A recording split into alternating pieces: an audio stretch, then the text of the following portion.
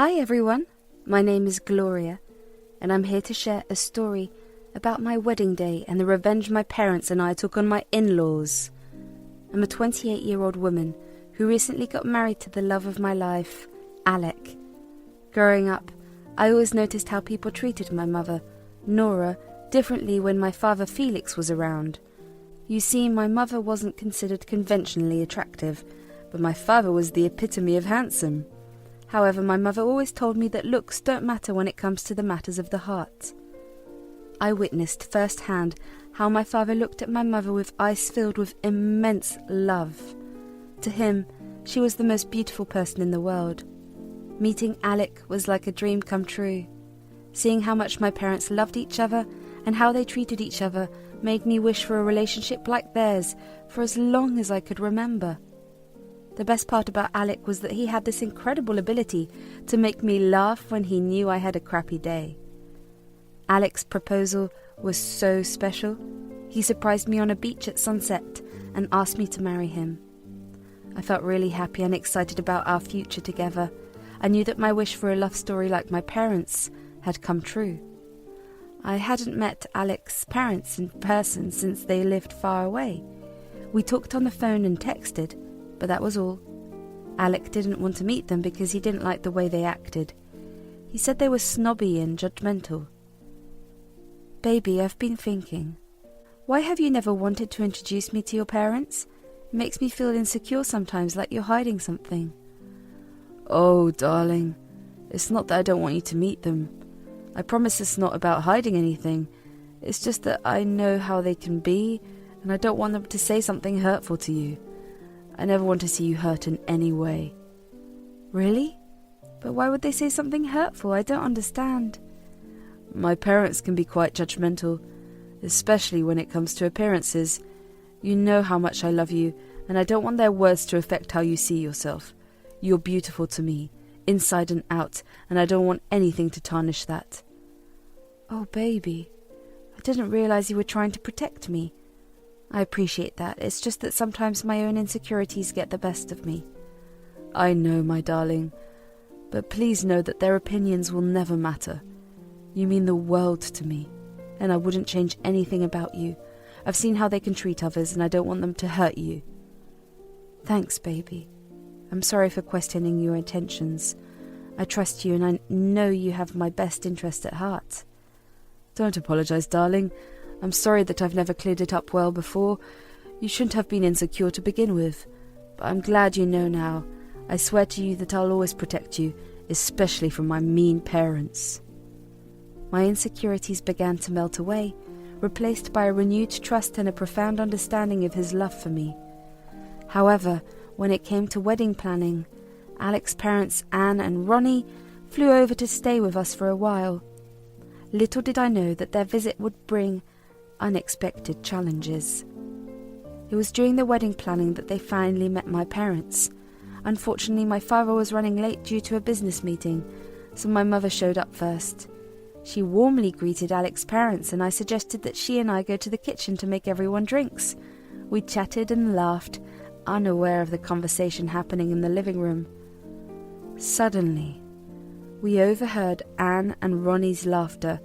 Ronnie made a cruel comment saying that even their cleaning lady looked better than my mother, Nora. I was shocked and appalled by their words, but when I looked into the room, I saw Alec sitting there, looking uncomfortable. Anne and Ronnie continued to make jokes at my mother's expense, and tears welled up in her eyes. Rage consumed me, and I was about to storm into the room when my father's arm held me back. I glanced up and saw his menacing smile. If there was one thing that could anger my usual jovial father, it was someone belittling his wife. Without a word, he walked into the room, and the atmosphere turned awkward. Alec greeted my father with a hug, and when Anne and Ronnie introduced themselves, my father introduced himself as Nora's husband. The shock on Anne and Ronnie's faces was priceless. As the meeting progressed, I couldn't help but feel proud of my father. Anne took it upon herself to ask my father how he met my mother, in an attempt to figure out how a man as handsome as my father ended up with someone they considered ugly. So, Felix, how did you and Nora meet? I'm curious to know your love story. Well, Anne, we met back in high school. I always thought Nora was the prettiest girl, and after just one conversation, I knew I wanted to spend the rest of my life with her. High school sweethearts, huh? How cute. And you still think she's the prettiest girl even after all these years? Absolutely. Beauty isn't just about appearances, it's about the love and connection you share with someone. Well, to each their own, I guess. It's just funny how different couples end up together. Ah, yes. Sometimes opposites attract, but other times, people who are alike find their way together. Just like how the two of you found your way to each other. What's that supposed to mean? Nothing. Just that you guys seem perfectly aligned in your personalities. It's a good thing you found each other. Well, I suppose. After my father's subtle yet pointed remark about how Anne and Ronnie found each other due to their matching personalities, there was an awkward silence in the room. Anne and Ronnie looked slightly uncomfortable, as if they had been caught off guard by my father's response. Alec and I exchanged amused glances, trying to stifle our laughter. I could see the corners of my mother's mouth twitching, trying not to break into a smile. It was evident that my father's witty comeback had left Anne and Ronnie a bit flustered, unable to come up with a snarky reply. I felt a surge of pride for my father, who had cleverly put them in their place without resorting to rudeness. The atmosphere in the room shifted, and my parents' confidence seemed to have struck a chord. It was a satisfying moment, knowing that my parents were standing up for themselves, and I couldn't help but feel grateful for having such loving and strong role models in my life. I decided to try and steer the conversation in a different direction by talking about the wedding we had all gathered to plan. I mentioned my dream of having a bar at the wedding reception, and my father graciously offered to pay for it. Seeing my father contribute, Anne and Ronnie decided to cover a portion of the catering. I couldn't help but feel a little peeved, considering that Alec had previously asked them for help with the wedding, and they vehemently refused. Alec had warned me that they were the kind of people to believe they were superior to others and worked only on the basis of what made them look good. But I let it go because I didn't want to cause any fights right before Alec and I got married. Once my parents left, Anne and Ronnie settled into their room. Alec and I had a heartfelt conversation about the day in our room. My darling, I'm so sorry about what happened earlier. My parents' behaviour was completely unacceptable. I feel terrible that your family had to witness that. No, baby, it's not your fault. You don't need to apologise for their actions. I know you were just as shocked and uncomfortable as I was. But still, I wish I had done something to defend your mother at that moment. I should have stood up for her. It's okay. You were taken by surprise, and it's not easy to confront your parents like that. I understand. I just hate that they treated your mother that way. It's not fair, and I love you both so much. I know, and I love you too. Alec's sincere apology and his acknowledgement of my mother's mistreatment filled me with a sense of comfort and understanding. At that moment, I knew we were a team, ready to face any challenge together. Alec also decided to call my mother, Nora, and offer a sincere apology for his parents' behaviour. Hey, Nora. Hi, Alec dear. Everything all right? Yeah. I just wanted to call and sincerely apologise for my parents' behaviour earlier. I'm so sorry they treated you that way. It was completely uncalled for, and I feel terrible about it. Thank you, dear. I appreciate your call and your apology. It was unexpected, and I didn't expect them to be so cruel. I should have done more to defend you at that moment. It's just that I was caught off guard, and I didn't know how to react. Oh, it's all right, dear. You don't have to be too sorry about it. I know it must have been difficult for you too. I've already accepted your apology, so no more sorries. Thank you, Nora.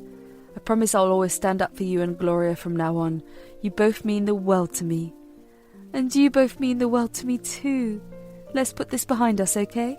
But I have to admit, I now understand why you hadn't pushed it for us to meet sooner. We all shared a laugh, and my father joined the call. He asked Nora to put it on speakerphone and asked me how I felt about Alec's parents' remarks. I expressed my anger and frustration, admitted that I had wanted to confront them immediately.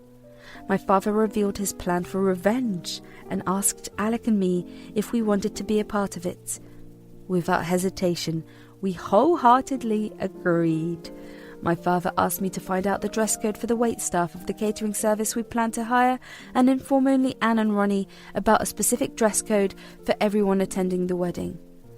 I worried that this might make me seem like a bridezilla, but my father assured me that the opinions of those who thought making fun of my mother were appropriate didn't matter. He told me to tell Anne and Ronnie to wear the same outfits as the waitstaff.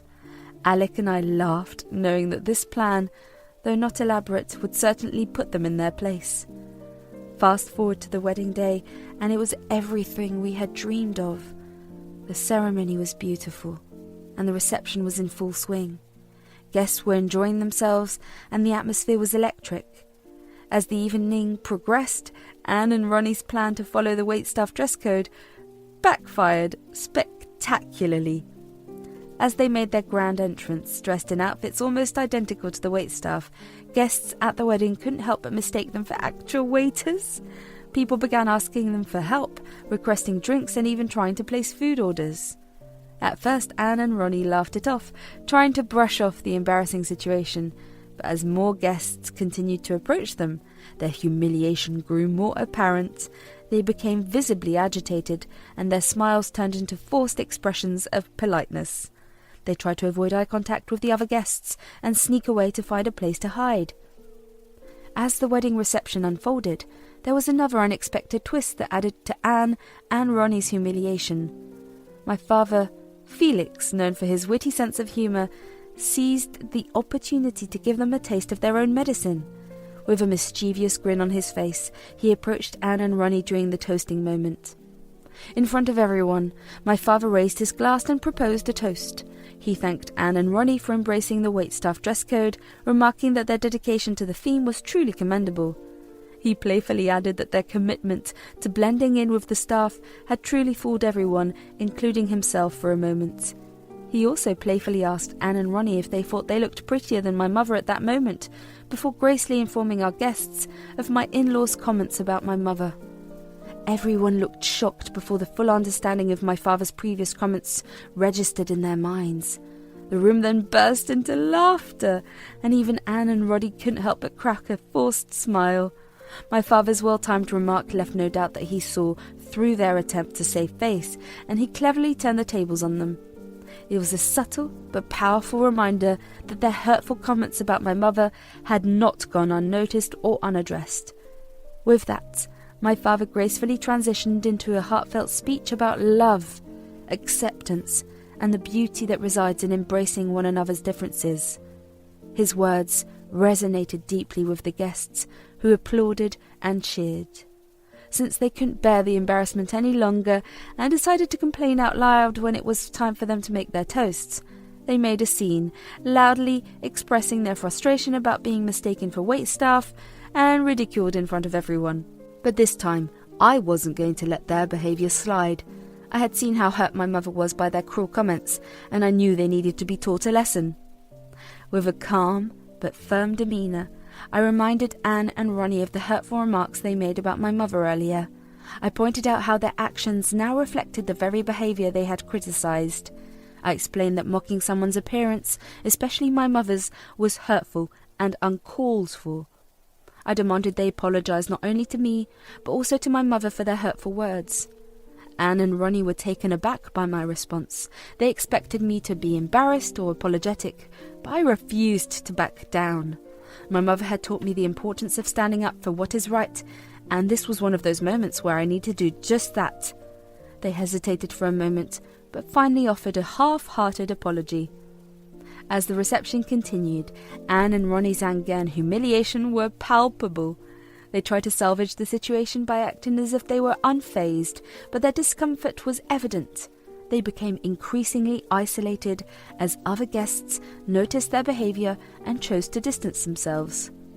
Despite their unhappiness, the party continued in full swing. The energy in the room remained high as friends and family celebrated our love and union. My father, Felix, danced joyfully with my mother, Nora, showing everyone that their love was unbreakable and beautiful regardless of appearance. Their love had stood the test of time, and that was the essence of our wedding day. Anne and Ronnie, however, couldn't handle the shame they brought upon themselves. Fuming with anger, they decided to leave the party prematurely, making an abrupt exit without saying their goodbyes. While their departure caused a momentary awkwardness, it soon faded away as their revelry resumed, and guests returned to enjoying the festivities. Throughout the night, Alec and I felt a mixture of emotions. We were disappointed in Anne and Ronnie's behaviour, but we were also proud of how we handled the situation and defended my mother's honour. We were grateful for the love and support showed by our friends and family, who stood by us through it all. As the night came to an end, Alec and I basked in the joy of our wedding day, surrounded by people who genuinely loved and respected us. The reception had been a testament to the power of love, acceptance, and forgiveness.